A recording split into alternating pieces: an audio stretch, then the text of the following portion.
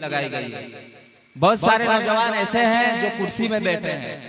आप लोगों से मुअद्दबाना गुजारिश है कि आप लोग आगे आके बैठ जाए, ताकि मुझे बोलने में भी अच्छा लगेगा और आपको सुनने में भी अच्छा लगेगा। The prophet, peace and blessings be upon him, said, respect the religious scholar because there was student of the prophet and the words akrimul ulama fa innahum warasatul anbiya. That's why I'm taking bless from foods of ulama and start our conversation by these words.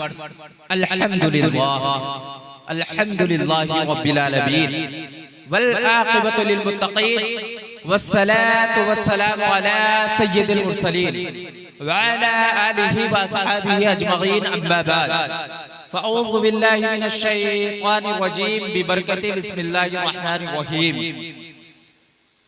इन्ना अंज़लनाहु क़ुरआनन अरबिय्यन लअल्लकुम ताक़िलून, सदक़ल्लाहुल अज़ीम।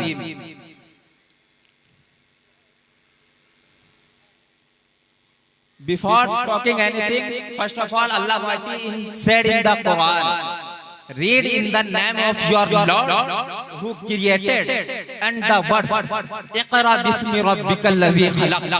After that, the Prophet, peace and blessings be upon him, said that seeking knowledge is compulsory for every Muslim man and woman, and the words talabul ilmi faridatun ala kulli muslimin wa muslima. And the Hazrat Ali radiyallahu ta'ala anhu said, we are satisfied the division of Allah within us, for us there is knowledge, and the ignorant there is wealth. So wealth will be in the soul, and there is no fall for the knowledge. आइए कुछ अर्ज़ो मारूफ से पेशतर आक़ाए नामदार, मदीने के ताजदार हुजूर अहमद मुज्तबा मोहम्मद मुस्तफ़ा सल्लल्लाहु ताला अलैहि वसल्लम, जिनके बाल मुबारक को बरेली के इमाम ने देखा तो कलम से कहा कि लिख, तेल की बूंदें टपकती नहीं बालों से रज़ा, कि तेल की बूंदें टपकती नहीं बालों से रज़ा, सुबह आरिस पे लुटाते हैं सितारे कैसे। आइए उस रसूले हाशमी की बारगाह में दुरूद शरीफ पढ़ेंगे, जिनके आंखों की बेसारत को बरेली के कलंदर ने देखा तो कलम से कहा कि लिख, जिस तरफ उठ गई दम में दम आ गया, कि जिस तरफ उठ गई दम में दम आ गया, उस निगाहे इनायत पे लाखों सलाम। आइए उस रसूले हाशमी की बारगाह में दुरूद शरीफ पढ़ेंगे, जिनके कानों की समाअत को इमाम इश्क़ो मोहब्बत ने देखा तो कलम से कहा कि लिख, दूरो नजदीक के सुनने वाले वो काने लाले करामत में लाखों सलाम। आइए उस रसूल हाशमी की बारगाह में दुरूद शरीफ पढ़ेंगे, जिनके जबी मुबारक को इमाम इश्क़ो मोहब्बत ने देखा तो कलम से कहा कि लिख, जिसके माथे शफाअत का सहरा रहा, उस जबीने सआदत पे लाखों सलाम। आइए उस रसूल हाशमी की बारगाह में बाबा से बुलंद दुरूद शरीफ पढ़े बाबा से बुलंद अल्लाहुम्मा सल्ली अला सय्यदना शफीअना हबीबना नबियना मौलाना मुहम्मदिन बारिक सल्लु अलैहि सलातु व सलाम अलैका या रसूलल्लाह सल्लल्लाहु तआला अलैहि वसल्लम। अगर माइक ऑपरेटर हो तो थोड़ा सा इसको कम कर दे बस। आज हम आप जिस महफिल में बैठे हुए हैं, ये महफिल शान कुरान कॉन्फ्रेंस के नाम से मुनक़िद की गई है, और इस मजलिस को इनेकाद करने का गर्ज और मकसद सिर्फ इतना ही है कि आपके माबैन एक बच्चा जो कल तक हम सब के लिए बच्चा हुआ करता था, आज उसने पूरे कुरान को अपने सीने में महफूज कर लिया, अपने दिल में बसा लिया, और वो हाफिज़े कुरान बनकर हमारे सामने आ गया।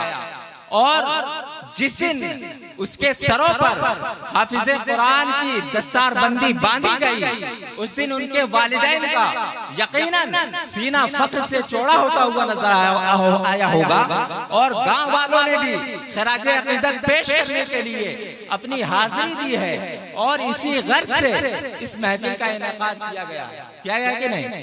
आइए सबसे पहले उस बच्चे के हक में दुआ करें कि मौला अपने हबीब के सदक़े तुफैल उसके इल्म व अमल में बेपनाह बरकत अता फरमाए, और उनको दीन का पक्का और सच्चा सिपाही बनाए और उनके वालिदैन के हौसले को बुलंद करे और उनके उम्र में दराज़ी अता करे। आइए कुछ अर्ज़ो मारूफ से पेशतर अभी मैंने जिस आयत करीमा की तिलावत का शरफ हासिल किया, it's down in Arabic Quran that you might understand and the words inna anzalnahu qur'anan arabiyyan लअल्लकुम ताक़िलून, कि हमने इस कुरान को अरबी जबान में उतारा ताकि तुम्हें समझ में आए। और किसी ने यह भी तर्जमा किया है कि हमने इस कुरान को अरबी जबान में उतारा ताकि तुझे अकल आ जाए। कुरान समझना कोई आसान काम नहीं है। आइए मैं अपने मौजूद असल से की तरफ बढ़ने से पहले आइए हम देखते हैं कुरान का एजाज क्या है। कुरान का एजाज आपको देखना है तो आओ मैं सुनाऊं।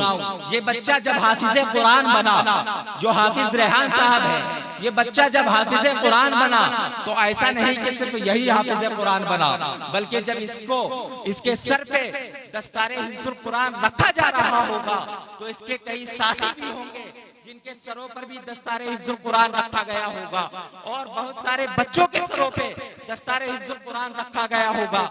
लेकिन मैं आपसे पूछना चाहता हूँ कि वो बच्चे जो हाफिज बने हैं क्या सब एक ही पीरियड में बने हैं? क्या सब एक ही दिनों में बने हैं?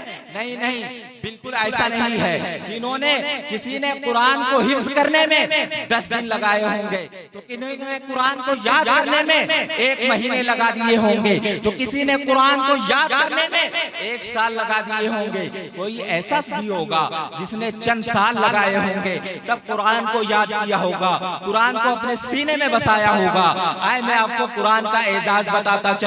मैं को ऐसे हाफिज साहब को जानता हूं कि जिन्होंने सिर्फ 3 महीने में, कितने महीने में?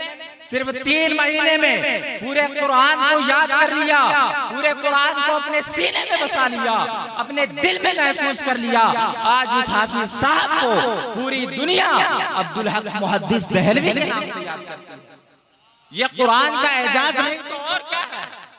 और ऐसे हाफिज साहब के बारे में बताता चलूं कि उन्होंने जेल के अंदर रहकर सिर्फ 3 महीने में, ओनली फॉर 3 मंथ्स, सिर्फ 3 महीने में पूरे कुरान को याद कर लिया, पूरे कुरान को अपने सीने में बसा लिया, पूरे कुरान को अपने दिल में महफूज कर लिया।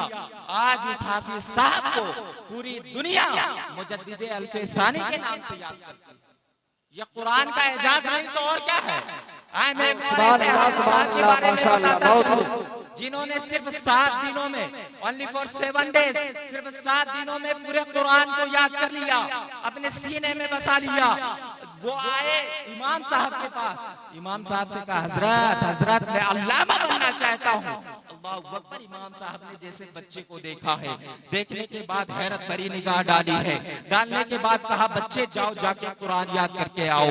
अल्लाहू अकबर। वो बच्चा गया है, 1 दिन गुजरा है, दूसरा दिन गुजरा है, 3 दिन गुजर गए, यहाँ तक के 7 दिन गुजर गया है। 7 दिन के बाद वो बच्चा फिर हाफिज साहब के पास आया, कहा हजरत मैं अल्लामा बनना चाहता हूँ। जैसे इमाम साहब ने फिर निगाह डाली है, हैरत भरी निगाह डाली है और बच्चे से पूछने लगे कि बच्चे मैंने कहा था जाओ जाके कुरान याद करके आओ। अल्लाहू अकबर। बच्चा ये कहते हुए नजर आया कि हजरत मैं आया हूँ तो पूरे कुरान को याद करके आया हूँ, पूरे कुरान को अपने सीने में बसा के आया हूँ। आज पूरी दुनिया उस बच्चे को इमाम मोहम्मद और उस इमाम को इमाम आजम अबू हनीफा के नाम से याद करती है। ये कुरान का एजाज नहीं तो और क्या है। मैं और ऐसे हाफिज साहब के बारे में बताता चलूं जिन्होंने सिर्फ 7 घंटे में, ओनली फॉर 7 आवर, सिर्फ 7 घंटे में पूरे कुरान को याद कर लिया, पूरे कुरान को अपने सीने में बसा लिया, पूरे कुरान को अपने दिल में महफूज कर लिया। कोई शख्स आया उनके पास, कोई शख्स आया उनके पास और कह दिया हाफिज साहब, he just thought I am not Hafiz Quran but he said हाफिज साहब now I have 2 options कि या तो इसकी बात को सच करके दिखा दूं या इसे कहता हुआ छोड़ दूं। अल्लाहु अकबर। उस हाफिज साहब ने पहली बात पे अमल करते हुए पहले दिन पहला पारा अलिफ लाम मीम पढ़ा, जाके तरावी सुना दिया। दूसरे दिन दूसरा पारा, दूसरे दिन दूसरा पारा सयकुल पढ़ा, जाके तरावी सुना दिया। तीसरे दिन तिलकर रसूल, चौथे दिन लन तनालू, पांचवें दिन वल मुहसनात, छठे दिन ला युहिब्बु, सातवें दिन वा इज़ा समिउ, आठवें दिन वला अन्ना, नौवें दिन क़ाल अल मलाउ, 10वें दिन वा आलमु, 11वें दिन या तज़ीरून, 12वें दिन वा बामिन दाब्बा, और 13वें दिन वा बाउ मरियो, और 14वें दिन रुबाबा, और 15वें दिन सुबहानल्लज़ी पढ़ा और जाके तरावी सुना दिया। जब उसके पढ़ने के वक्त को गिना गया, काउंट किया गया, तो तखमीनन सिर्फ 7 घंटे में हाफिज़ कुरान बनने वाला कोई और नहीं बल्कि 10 शव्वाल 1272 हिजरी को नकी अली खान की पीठ से पैदा होने वाला इमाम अहमद रजा खान की जात है। नारे तकबीर, नारे रिसालत, उलमाए अहले सुन्नत, ज़मज़म फतेहपुरी साहब क़िबला, नारे तकबीर, नारे रिसालत।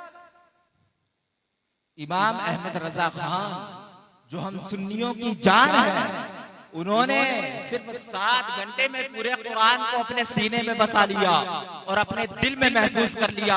ये कुरान का एजाज तो नहीं क्या है। अल्लाहु अकबर। मेरे मिल्लत के नौजवानों, आज हमने कुरान से रिश्ता तोड़ दिया है, रिश्ता नाता तोड़ दिया है। हम कुरान से दूर होते हुए नजर आ रहे हैं। ना हमारे पास तालीम है, ना हमारे पास कुरान है। हमने सिर्फ कुरान को घर की जीनत बना के रख दिया है। हमने कुरान को ताक में रख दिया है, घर की जीनत बना दिया है। हम कभी कुरान पढ़ने की कोशिश नहीं करते हैं, ना उनके माने को समझने की कोशिश करते हैं, ना उनके मफाहिम को समझने की कोशिश करते हैं, बल्कि हम तो आए दिन नए नए फितनों को जन्म देते हुए नजर आते हैं। कोई चौराहे पे बैठकर पबजी खेल रहा है, कोई फ्री फायर खेलता हुआ नजर आ रहा है, कोई होटल में बैठकर नमाज के वक्त में गप करता हुआ नजर आ रहा है, कोई नए नए फितने को जन्म देता नजर आ रहा है, कोई छोटी बच्ची के साथ रेप करता हुआ नजर आ रहा है, कोई अपने गांव में अपने मोहल्ले में भाभीियों के साथ चक्कर चलाता हुआ नजर आ रहा है। हमने कुरान को भुला दिया। कुरान के एजाज क्या है, कुरान हमारे लिए कितनी मोतबर किताब है, हम सारे लोगों ने भुला दिया है और कुरान को सिर्फ ताक में रख दिया है और कुरान को सिर्फ जीनत बना के रख दिया है। मैं आपको बताता चलूं, वक्त की किल्लत दामनगीर है। मैं सिर्फ एक साइंटिस्ट के बारे में बता दूं।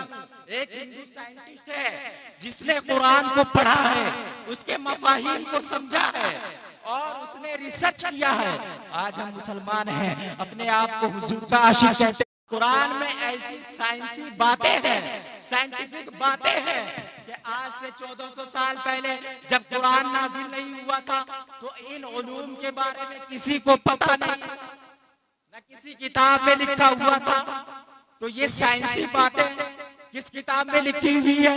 कुरान में लिखी हुई है, जिसे हम अपनी मोतबर किताब मानते हैं।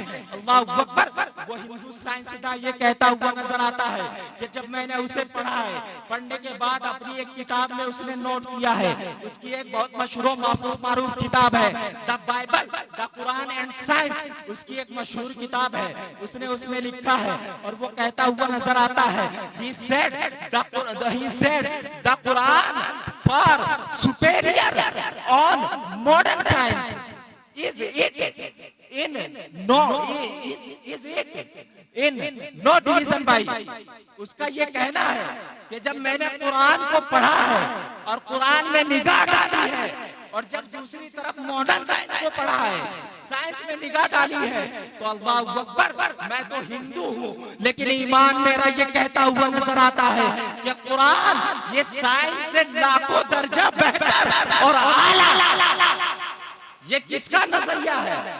एक हिंदू साइंटिस्ट का नजरिया है कि मैंने जब कुरान को पढ़ा, कुरान का जायजा लिया, उसके मफाहिम को समझा, तो मुझे ये बात समझ में आई कि कुरान साइंस से कई गुना ज्यादा आला और बेहतर है और उसमें दुरुस्त बातें लिखी है।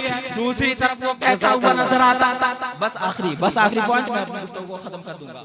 दूसरी तरफ वो ये कहता हुआ नजर आता है कि मैंने मिस्र के फिरौन को, वो फिरौन जो अपने आप को खुदा कहता था, खुदाई का दावा करता था, फिरौन के बारे जब मैंने कुरान में पढ़ा है तो कुरान में ये लिखा गया है कि फिरौन को कैद कर लिया जाएगा, ना उसको जमीन एक्सेप्ट करेगी, ना पानी कबूल करेगी, ना आग कबूल करेगी, बल्कि उसको कैद करके रखा जाएगा। और ये कहते हुए वो कहता है कि हमारी मॉडर्न साइंस भी जो है इस बात की कंफर्मेशन करती है कि फिरौन के लाश को एक शीशे में कैद करके रख जाएगा। अल्लाहू अकबर। वो ये कहता है कि ये नजरिया हमें कहाँ से मिला? यकीनन ये नजरिया अगर हमें कहीं से मिला है तो वो तुम्हारी मुकद्दस किताब कुरान है। और बिलाखिर उसने ईमान लाया और इस्लाम को कबूल कर लिया। वक्त की किल्लत दामनगीर है, मेरे बाद बहुत सारे उलमाए कराम हैं, सब हम उससे बेहतर और आला है। नाचीज ने कुछ देर आपके सामने गुफ्तगू की, अगर बोलने में किसी किस्म की सवन या कसदन गलती हो गई हो तो बारगाह रब्बुल इज्जत में दुआएं को माफ फरमाए। वाखिर दुआना अल्हम्दुलिल्लाहि रब्बिल आलमीन। अस्सलामु अलैकुम।